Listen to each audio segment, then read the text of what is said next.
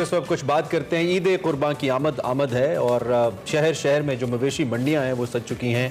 महंगाई के इस दौर में कुर्बानी के जानवरों की कीमतें तो पहुंच से बाहर हैं। हम कल भी डिस्कस कर रहे थे कि जी अब इस बार तो बिल्कुल ही मुश्किल हो गया। खैर, ख़रीदार और व्यापारी दोनों ही मुश्किलात से दो चार हैं और इस मौके पर लिम्पी स्किन नामी एक बीमारी है। अब आपको पता है, पिछले दिनों में हम डिस्कस भी कर रहे थे इसको।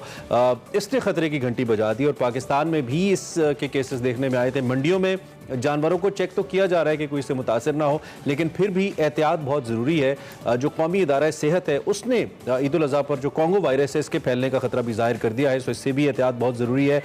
ये जो चिचड़ के कांटे होते हैं मुतासरा जानवरों के ज़िबा करने के फ़ौरन बाद खून या टिश्यूज़ को हाथ लगाने से ये फैल सकता है। कॉन्गो वायरस से जो शरह अमवात है वो 40% है और 10 से 40% तक मौजूद है ये, और ये शरह मज़ीद भी बढ़ सकती है अगर इसके खिलाफ कोई कार्रवाई ना की गई। अभी तक कोई मौसर वैक्सीन दस्तयाब नहीं है इसकी। बिल्कुल, इस हवाले से भी बात करते हैं, चूंकि हम ईद कुर्बा के हवाले से भी बात करें कि इसकी आमद है। ऐसे में आपको क्या हाल रखना है जब आप मवेशी मंडियों में जाएं, जानवर खरीदें। लिम्पी स्किन के हवाले से तो हमारे साथ डॉक्टर साकिब खान मौजूद हैं, PhD एनिमल न्यूट्रिशनिस्ट हैं। उनको हम खुशामदीद कहेंगे। Thank you very much doctor Saqib. Obviously अब ईद की तैयारी के हवाले से और ईद कुर्बा पर तो सबसे पहले यही होता है कि मवेशी मंडियों का लोग रुख करते हैं। सो क्या हम इस हवाले से आप लोगों को गाइड कर सकते हैं कि जब आप मवेशी मंडियों में जाएं, जानवर खरीदें, किस बात का ख्याल रखा जाए?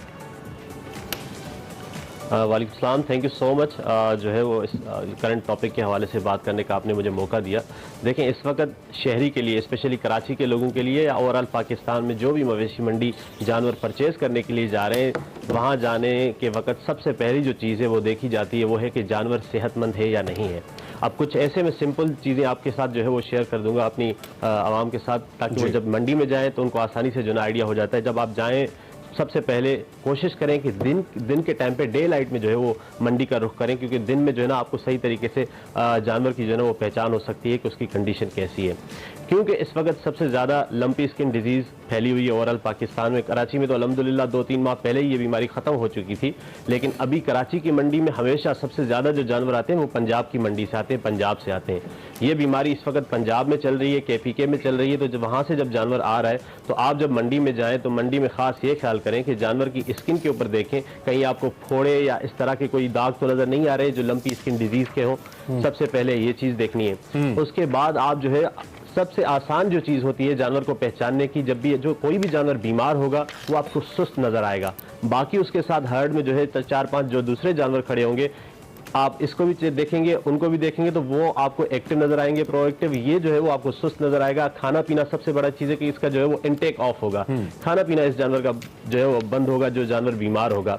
और उसके अलावा जो है सब हेल्दी जानवर की ये भी पहचान है कि उसकी जो है वो टेल है, जो दुम है, उसकी मूवमेंट होगी, कानों की जो है वो मूवमेंट चलती रहेगी। अगर टेम्परेचर होगा तो आंखों से पानी भी बहता रहेगा। ये 2-4 सिंपल सी चीज़ें हैं जो आपको हो किसी भी जो है वो जानवर की पहचानने के लिए ज़रूरी है, जो है वो आपको। अच्छा, हमने ये भी इनको फॉलो करें। पिछले दिनों में हमने ये भी सुना था कि अगर किसी को लंपी स्किन की बीमारी है किसी जानवर को, तो तब भी उसका जो गोश्त है उसमें WHO ने ये बताया था कि उसका गोश्त इस्तेमाल किया जा सकता है, लेकिन बाद में फिर उस पर पाबंदी भी लगी, खासतौर पे कराची में। लेकिन आप बीइंग न्यूट्रिशनिस्ट क्या रिकमेंड करते हैं? क्या उसका गोश्त सेफ है अगर उससे लंपी स्किन है भी तब भी? सर, मैं आपकी बात से टोटली मुत्तफिक हूँ। मैं तकरीबन 3 महीने पहले जब एक्सप्रेसो में आया था तब भी ये बात की थी कि WHO और सबसे बड़े जितने भी इदारे हैं ओवरऑल दुनिया के अंदर, क्योंकि ये बीमारी 1928 से चल रही है, तो आज तक पूरी दुनिया में इस बीमारी की वजह से, इस वबा की वजह से एक भी सिंगल भी केस कहीं पर रिपोर्ट नहीं हुआ कि इसके गोश्त फैलने की, इसके गोश्त खाने की वजह से इंसानों में ये बीमारी मुंतकिल हुई हो। तो इसके गोश्त खाने से तो अभी तक कोई भी ऐसे केसेस नहीं मिले, और ना ही ये जो है बीमारी जूनोटिकेट यानी जानवरों से इंसानों में मुंतकिल होती है। तो इस तरह के वैसे भी हम जो है ना जी पूरी बॉइलिंग पॉइंट पे जो है वो खाने को पकाते हैं, सही तरीके से गोश्त को पकाते हैं और उबालते हैं, तो वो जो बैक्टीरिया वगैरह होते हैं वो किल हो जाते हैं। अच्छा, एक और इसमें पॉइंट ये कि बहुत सारे लोगों ने जानवर अपने घर पे रखे हुए हैं, कुर्बानी की नीयत से रखे हुए हैं, वो बड़े लाडले जानवर होते हैं। अगर उस किसी जानवर में ये बीमारी आ जाती है तो यूजुअली इस्लामी नुक्ता निगाह से, आई डोंट नो आपको इस हवाले से इल्म है या नहीं, अगर है तो ज़रूर हमें बताइए कि क्या इस्लामी नुक्ता निगाह से ऐसा तो नहीं है कि वो एक बीमार जानवर कंसिडर होगा और बीमार जानवर की कुर्बानी नहीं होती, ऐसा कुछ होगा? देखिए सर, पहली बात यह है कि जो भी बंदा जाएगा मंडी से जानवर परचेज करने के लिए, उसकी पहली अवलीन तरजीह होगी कि सेहतमंद और हेल्दी जानवर परचेज करके आऊँ। जब वो एनिमल परचेज करके कुर्बानी की नीयत से अपने घर पे लाता है, तो उसके बाद अगर उसमें कोई इस तरह की बीमारी आ जाती है, सिम्टम्स आ जाते हैं, तो बाकी तो जो है वो इसके हवाले से मुझे इतना ज़्यादा आइडिया नहीं, लेकिन थोड़ी सी पॉइंट ये ऐड करूंगा कि उसकी कुर्बानी जायज़ हो जाएगी।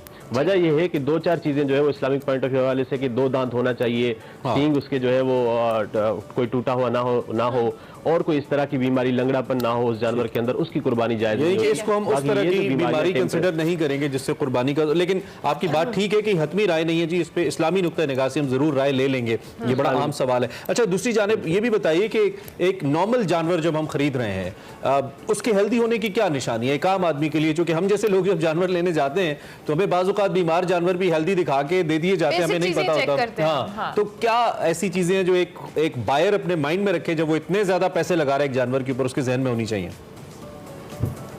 सर, बायर जाने के वक्त जब भी जानवर को चेक करे, सबसे पहले तो उसकी मूवमेंट करवाए, उसकी चाल ढाल सही होगी, सही तरीके से चलेगा, उसके खुर जो है ना वो चेक करे, वो खुर उसके सही नजर आ रहे हैं, कहीं जो है ना उसके अंदर पस वस तो नहीं है, क्योंकि अगर खुर खराब होंगे उस जानवर के तो वो चलने में उसको मसला होगा। सबसे पहले तो उसको चला के देखें। उसके अलावा जो है उसकी टेल जो मैंने दुम बताई, उसकी मूवमेंट चलती रहेगी, कानों की जो है ना मूवमेंट चलती रहेगी, और जानवर जो है ना उसका इनटेक रहेगा, खाना खाता रहेगा, और रिगर्जिटेशन जो है वो जो है रिगर्जिटेशन उसकी चलती, जुगाली जो होती है वो जुगाली करता रहेगा।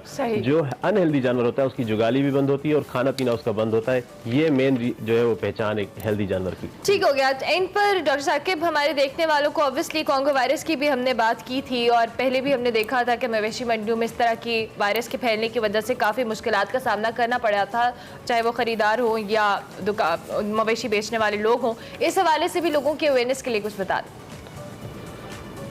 देखें, कांगो वायरस हो या लंपी स्किन डिजीज हो, इस वक्त कांगो वायरस यहाँ पर तो कराची के अंदर, और अभी तक कोई ऐसा केस सिंगली हमें नहीं मिला कि कांगो वायरस का कोई केस आया हुआ हो।